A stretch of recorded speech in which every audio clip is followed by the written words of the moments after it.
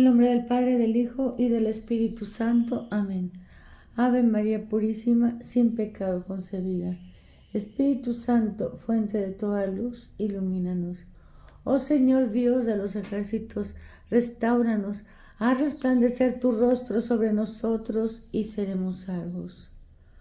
Muy queridos hermanos, ahora que ha pasado ya la octava de Navidad, vamos a dar lectura a una conferencia en línea que se llevó a cabo en estos días, que podemos encontrar en la página de Monseñor Viganó, Exsurge Domine.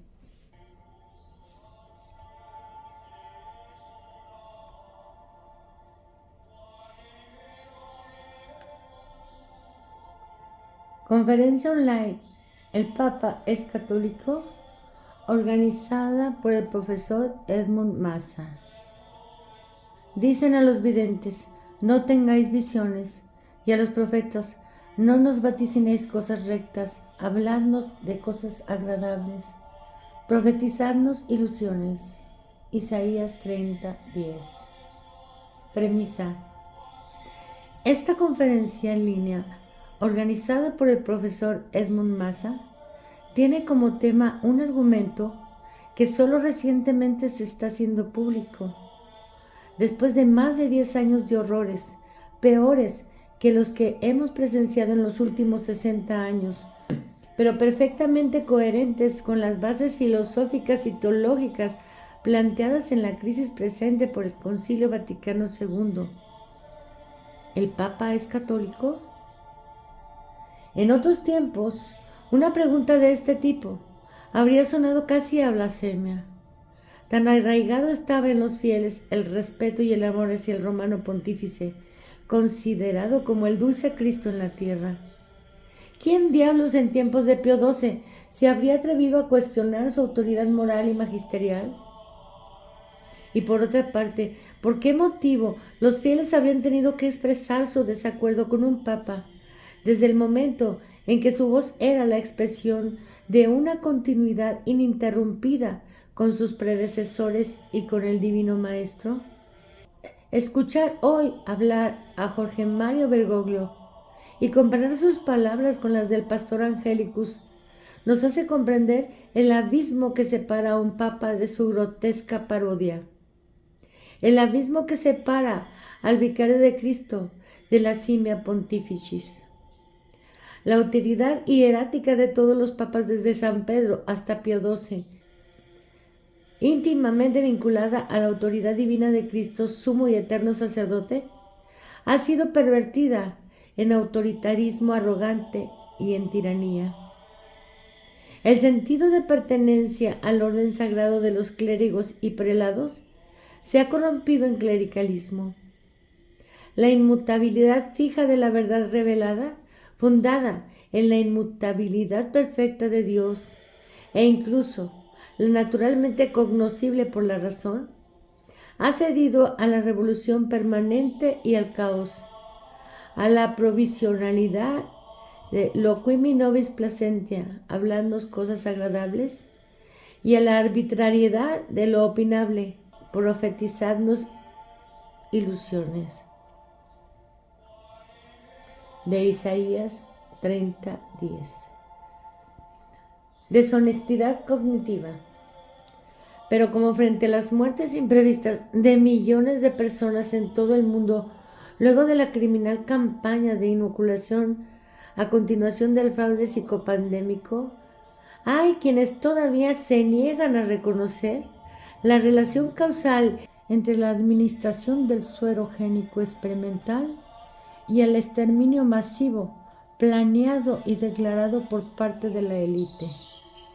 De la misma manera, en el ámbito eclesial, frente a la devastación causada por la revolución conciliar y la llamada reforma litúrgica, hay aún quien no quiere admitir la relación causal entre el enfoque menos criminal de aquellos expertos y consultores notoriamente modernistas y muy anteriores al Vaticano II, y como tales justificadamente condenados por el Santo Oficio o considerados sospechosos por los obispos. que utilizaron nada menos que un concilio ecuménico como un escenario prestigioso sobre el cual recitar la pieza falsa y mendaz del diálogo con el mundo, del ecumenismo, de la democratización y parlamentarización de la Iglesia, con el aval de los padres del concilio. Justamente esa asamblea o ese concilio fue definida por sus mismos artífices como el 1789 de la Iglesia. Juan XXIII, Pablo VI, Juan Pablo I, Juan Pablo II y Benedicto XVI no dejaron de subrayar cómo los principios revolucionarios y masónicos, libertad, igualdad, fraternidad, pudieron de alguna manera ser compartidos y asumidos por el catolicismo a partir de la aceptación, más bien por la promoción convencida de la laicidad del Estado y la cancelación sustancial de la realeza divina y universal de nuestro Señor Jesucristo. Si ustedes tienen la paciencia de seguirme en este examen mío, verán que la realeza social de Cristo es la piedra de escándalo sobre la que chocan sin distinción alguna todos los cómplices del plan anticristo del nuevo orden mundial. Un breve paréntesis para decir que el nuevo orden mundial está ya en la Pacem in Terris de Roncalli. Continuamos. La relación causal. La vexata quaestio. ¿Bergoglio es católico? Se aborda desde muchas partes según diferentes criterios y partiendo de diferentes herencias culturales. La tradicional y escolástica, la moderada y conciliar, podríamos decir montiniana, y la que oscila, por así decirlo, entre las dos orillas, reconociendo a Bergoglio como papa, a pesar de ser él de facto canónicamente independiente.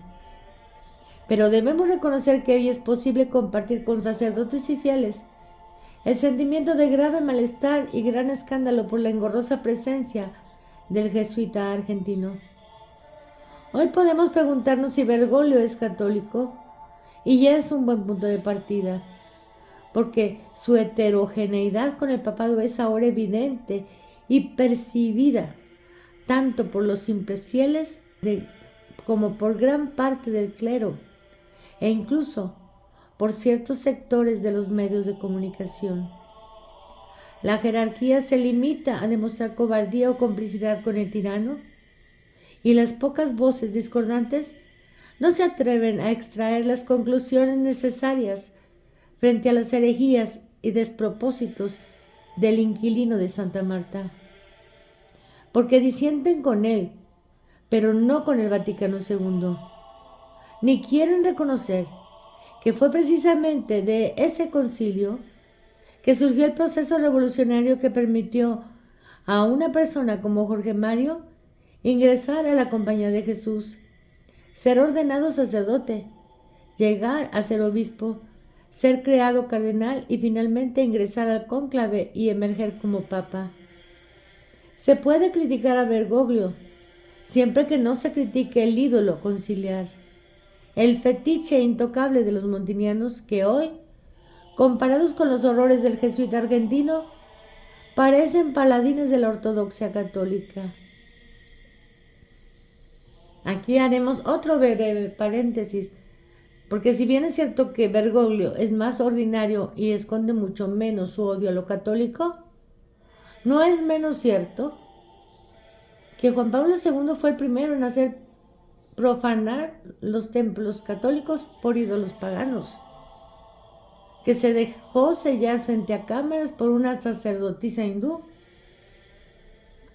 No hay escándalo peor que ese, que luego fue replicado por Benedicto XVI, haciéndose sellar por un aborigen australiano, exaltando el paganismo desde entonces. Continuamos leyendo. Y aquí llegamos al puntum dolens, es decir, a la gran contradicción que une a los partidarios del Vaticano II con sus oponentes históricos. La fraternidad de San Pío X imprimis, al querer hacer una valoración de hechos objetivamente extraordinarios, recurriendo a normas ordinarias. Como lo he reiterado varias veces, me parece que algunos tienen más en mente la doctrina del papado que la salvación de las almas, de modo que prefieren ser gobernados por un hereje y apóstata antes que reconocer que un hereje o un apóstata no puede estar a la cabeza de la iglesia a la que, como tal, no pertenece. De ahí las distinciones entre la herejía formal y material, que no impiden lo más mínimo la acción destructiva de Bergoglio. La objeción de que la acusación de herejía o apostasía del pontífice reinante podría causar división y escándalo es desmentida por la evidencia de la división y del escándalo que ya está ampliamente en marcha en el cuerpo eclesial, precisamente por su herejía y apostasía, que es, por así decir, la punta del iceberg de una crisis mucho peor y generalizada de la jerarquía y el clero, iniciada hace 60 años y que hoy ha alcanzado casi su punto máximo. Y hasta aquí dejamos esta primera parte de la conferencia.